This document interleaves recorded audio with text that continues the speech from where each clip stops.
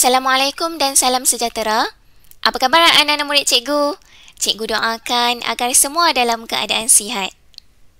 Pada hari ini, kita akan belajar unit 18, Inovasi untuk Kita. Tajuk, Pembayaran Tanpa Tunai. Murid-murid akan menguasai aspek tata bahasa pada hari ini. Standard pembelajaran 5.1.1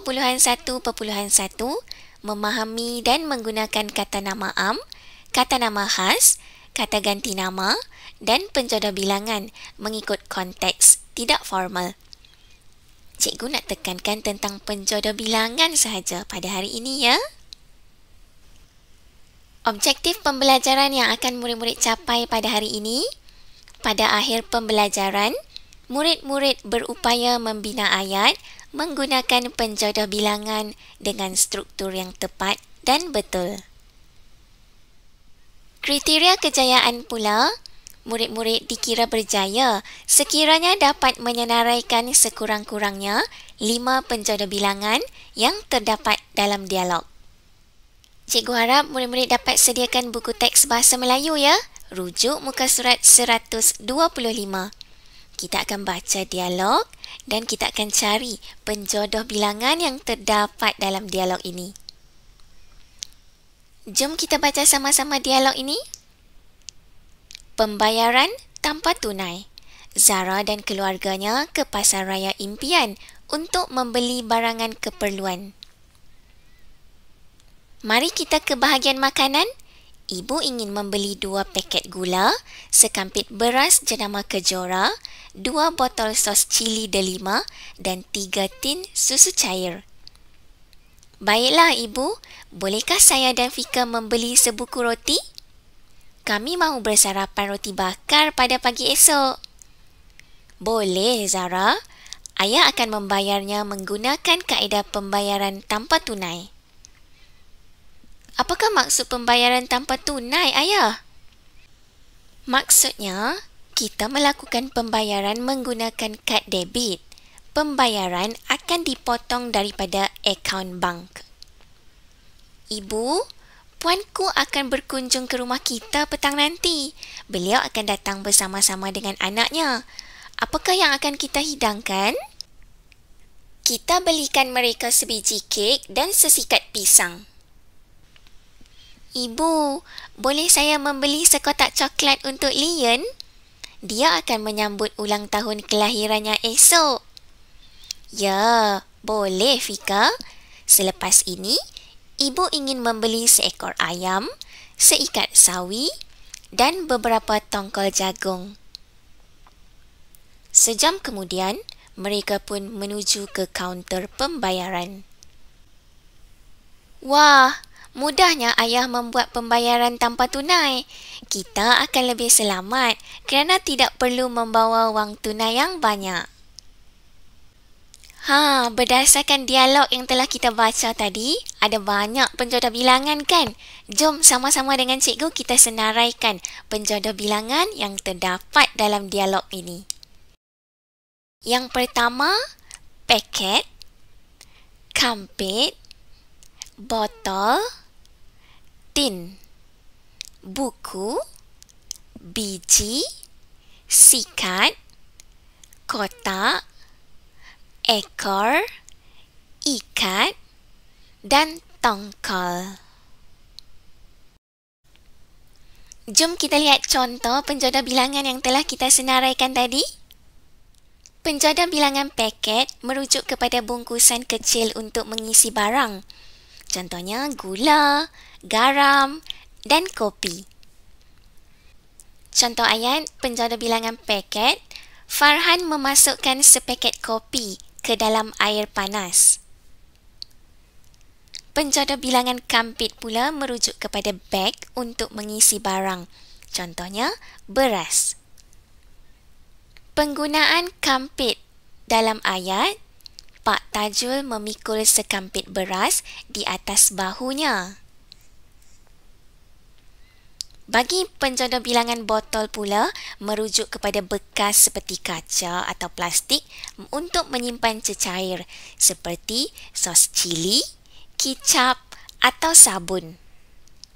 Contoh penggunaan ayat penjodoh bilangan botol. Yasmin membeli 2 botol sabun pencuci tangan.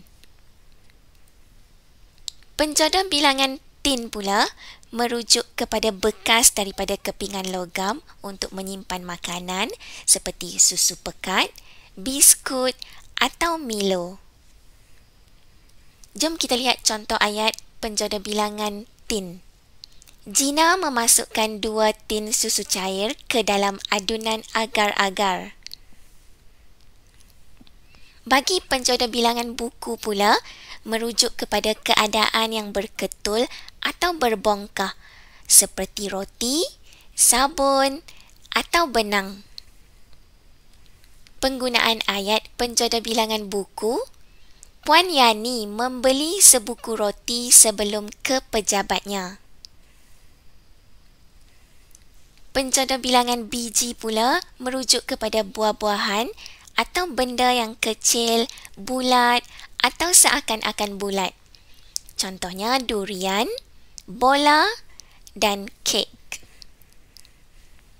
Contoh penggunaan ayat penjodoh bilangan biji, Puan Hasha membeli sebiji tembikai di pasar tani. Bagi penjodoh bilangan sikat pula, sinonimnya sisir, merujuk kepada buah yang masih melekat pada sisirnya.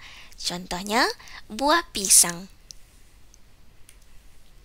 Contoh penggunaan ayat penjodoh bilangan sikat. Makcik Jah membeli sesikat pisang untuk dibuat pengat. Bagi penjodoh bilangan kotak pula, merujuk kepada bekas segi empat untuk menyimpan sesuatu. Contohnya, biskut, coklat atau kek. Contoh penggunaan ayat menggunakan penjodoh bilangan kotak. Rina menghadiahkan sekotak coklat kepada ibunya sempena Hari Ibu. Bagi penjodoh bilangan ekor pula merujuk kepada semua jenis haiwan. Contohnya, ayam, kucing dan singa.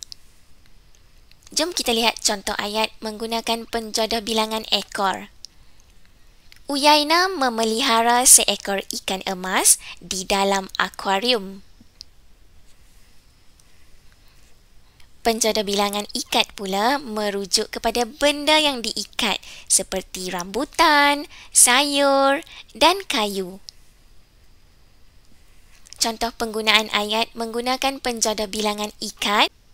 Encik Jamil membeli 3 ikat kayu dari rakannya untuk membakar lemang. Bagi penjodoh bilangan tongkol pula, merujuk kepada buah yang bertongkol atau benda yang berbentuk tongkol. Contohnya, jagung dan kayu. Contoh ayat penjodoh bilangan tongkol, Puan Mariam merebus 2 tongkol jagung untuk anaknya. Berdasarkan penjodoh bilangan yang telah kita bincangkan tadi, jom kita lengkapkan ayat yang betul. Soalan pertama, Hasha mengambil tempat kosong sabun untuk mencuci tangannya. A. Biji, B. Buku, C. Sikat. 10 saat dari sekarang.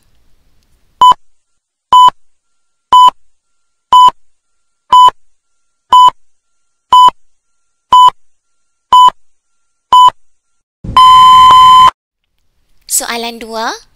Puan Hayatul mengambil tempat kosong sayur sawi dari peti sejuk. A. Sikat, B. Buku, C. Ikat. 10 saat dari sekarang.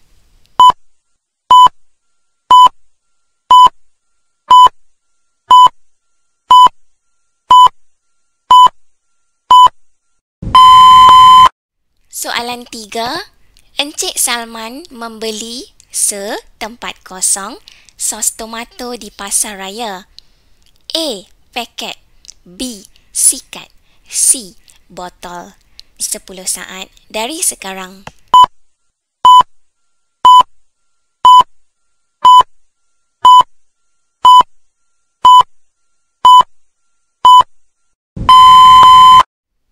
Soalan 4. Rania makan setempat kosong apple pada waktu rehat untuk mengalas perutnya. A. Kotak. B. Biji. C. Kampit. 10 saat dari sekarang.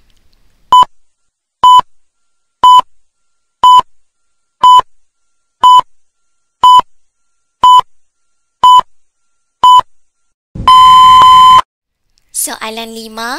Farha menghadiahkan 2 tempat kosong kek cawan sempena hari lahir Diana. A. Paket. B. Biji. C. Kotak. 10 saat dari sekarang.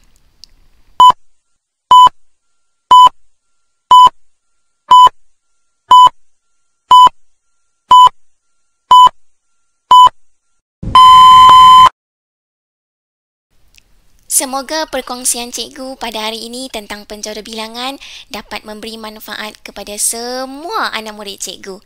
Selamat berjaya. Jumpa lagi ya. Bye.